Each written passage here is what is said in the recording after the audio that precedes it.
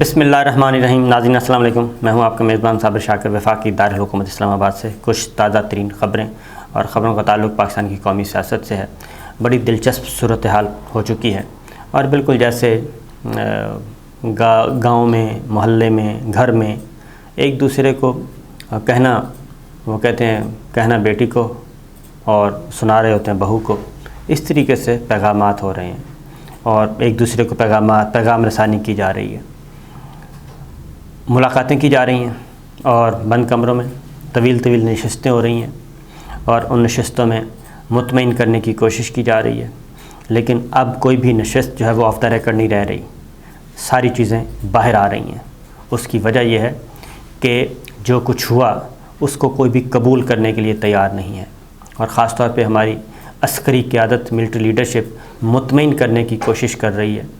Media को भी मुतमईन करने की कोशिश कर रही है, पॉलिटिशियंस को भी मुतमईन करने की कोशिश कर रही है, अपने जो रिटायर्ड फ़ौजी अफसरान हैं उनको मुतमईन करने की कोशिश कर रही है, अपने इदारे के अंदर मुतमईन करने की कोशिश कर रही है कि किसी भी तरीके से ये जो कुछ हुआ है और जो कुछ इस वक्त चल रहा है सोशल मीडिया पे और लोग सवालात पूछ रहे हैं, उनकी नफ़ी की जा सके और एक नया नैरेटिव बनाया जा सके, नया बयानिया।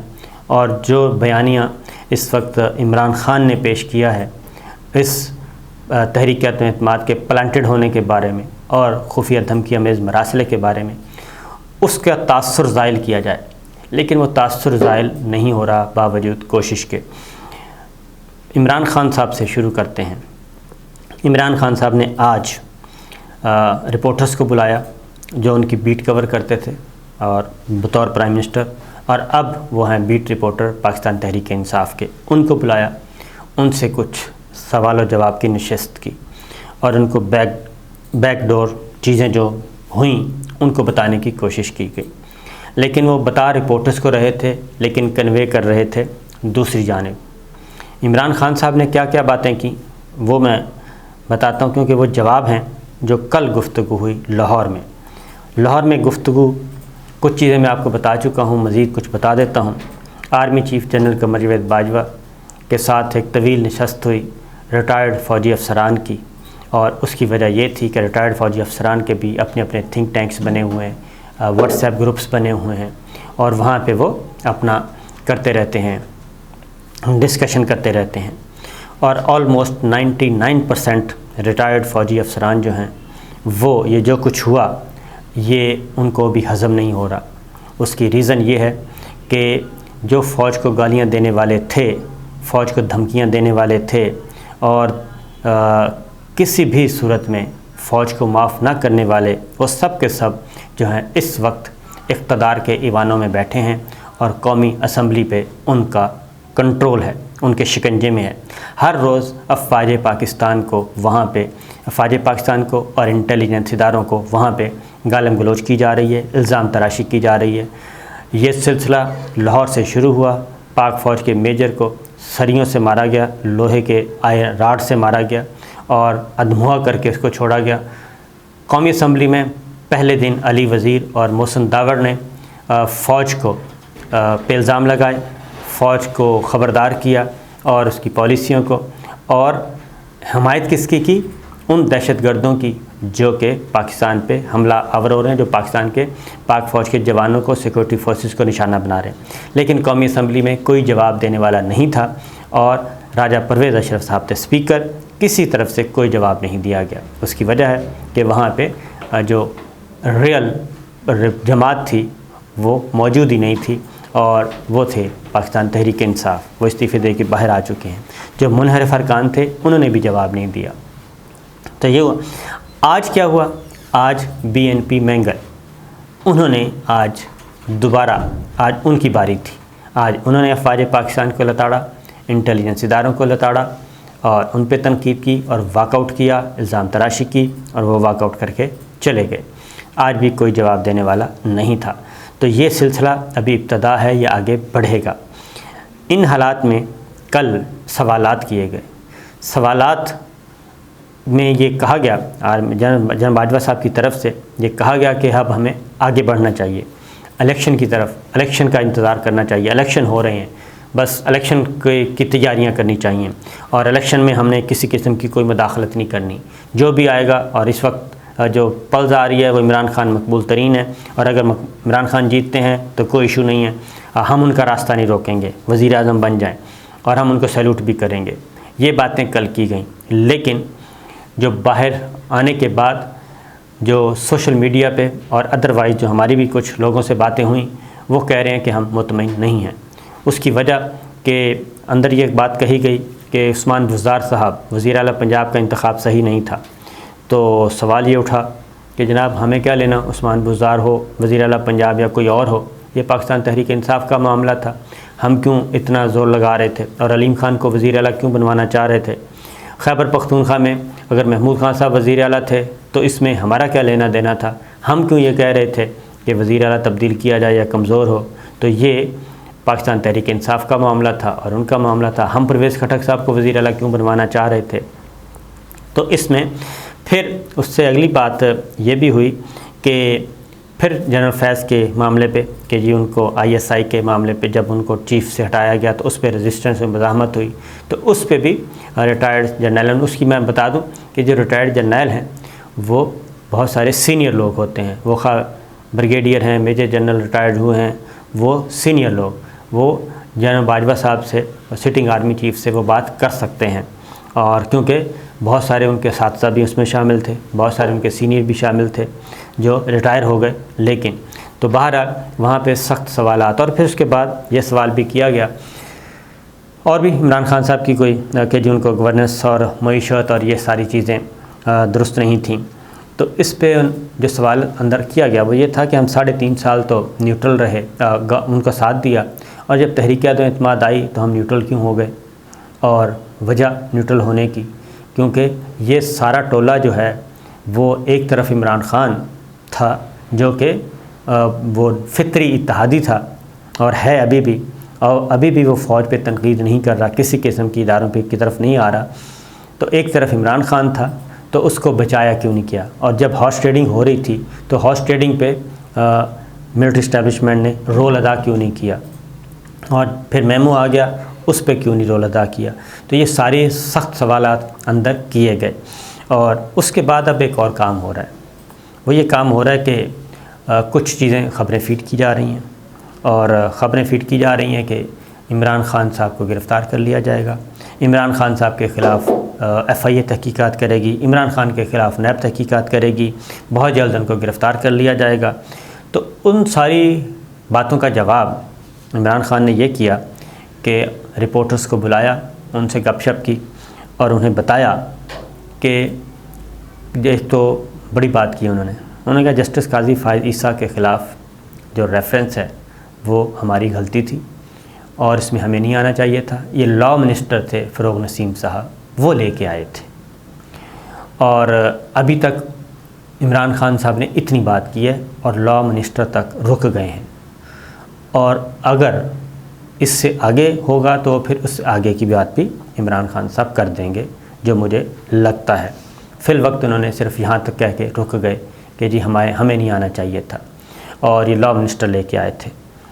उसके बाद उन्होंने चीफ़ इलेक्शन कमिश्नर के बारे में बता दिया कि ये भी जो नाम था ये इस्टेब्लिशमेंट की तरफ से आया था और वही गारंटर थे इसके, तो लिहाजा ये दूसरा उन्होंने बताया।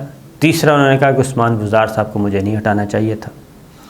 फिर एक बात और उन्होंने की, वो ये की कि मेरे ख़िलाफ़ तो सिर्फ तोशाखाना ही निकला है, और वो भी आइनी और क़ानूनी तरीके से, इसके अलावा तो कोई चीज़ बरामद नहीं हुई। और उन्होंने ये कहा कि मुझे पता है कि FIA में तबादले शबादले किए जा रहे हैं, तो ये मामला, लिहाजा उन्होंने कहा कि DHE की तरफ वो चले गए कि भाई वहाँ पे प्लॉट श्लॉट मिलते हैं, तो उधर अगर वो प्लॉट ठीक है तो फिर ये तो एक लीगल है।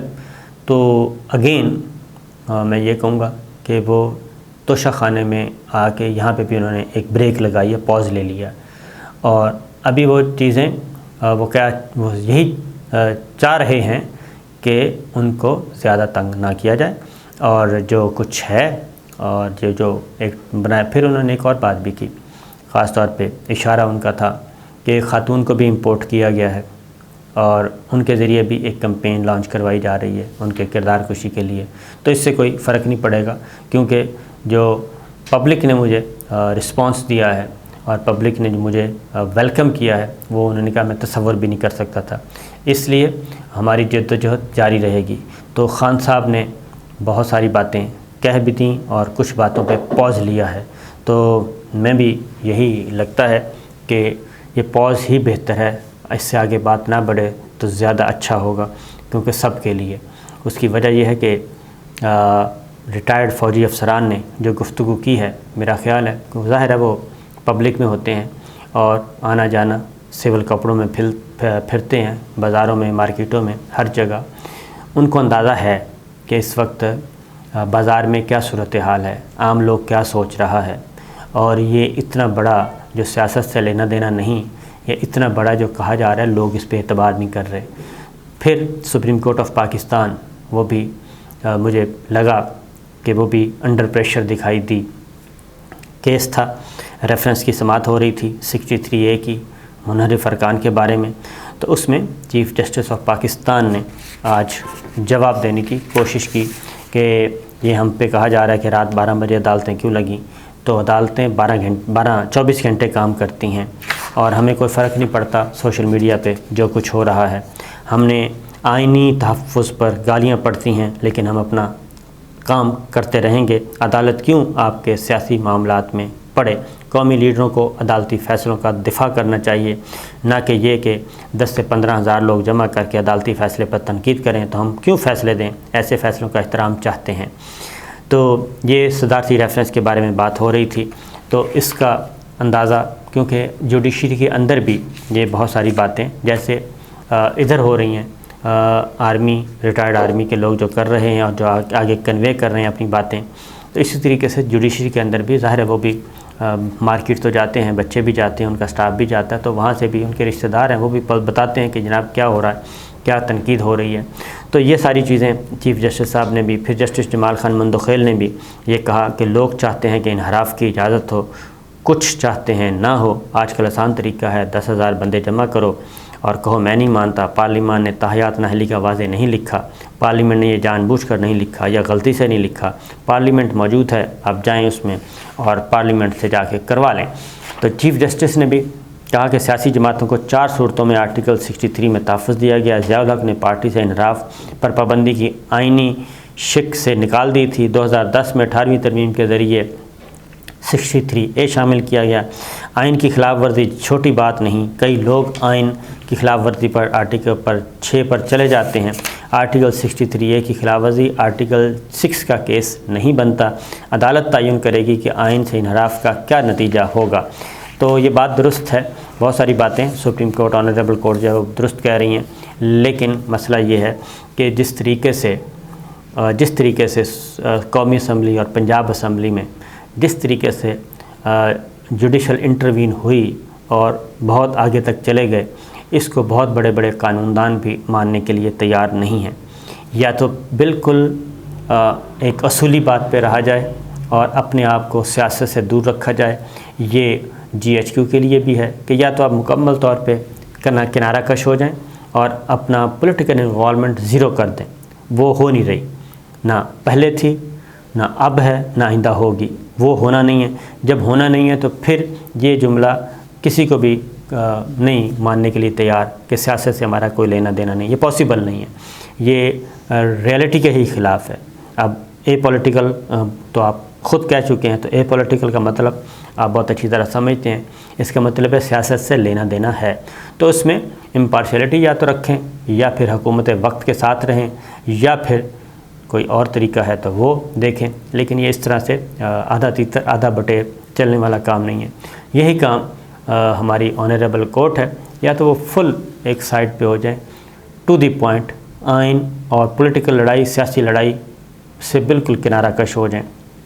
और ये सियासी लड़ाई थी, लेकिन उसके बाद जिस तरीके से हुआ, डिप्टी स्पीकर की रूलिंग से लेके और रात 12 बजे तक तहरीक-ए-अदम एतमाद की गिनती तक, तो ये सारी चीज़ें ज़ाहिर है सोशल मीडिया का ज़माना है, लोग अपनी राय का इजहार करते हैं। मेन मीडिया से आप चीज़ें गायब करवा सकते हैं, लेकिन सोशल मीडिया से गायब नहीं करवा सकते। और महज़ब अंदाज में तनकीद हो रही है। मैं आपको बता दूं कि अब महज़ब अंदाज में गुफ्तगू हो रही है, कोई गालम गलोच नहीं हो रही, तो उसको ज़रूर सुनना चाहिए, क्योंकि ये विल है लोगों की, विल ऑफ पीपल है जो आपके सामने आ रही है। पहले तो ये होता था कि लोग क्या सोच रहे हैं कोई पता नहीं होता था, अब तो जो लोग सोचते हैं वो आपको नज़र आ जाता है। और वो कोई फेक अकाउंट्स नहीं है ट्विटर पे जो बने हुए हैं, सोशल मीडिया पे, डिजिटल मीडिया पे फेक अकाउंट्स नहीं है, शक्ल आती है उनकी, उनका सारा डाटा है वो पूरी मौजूद है।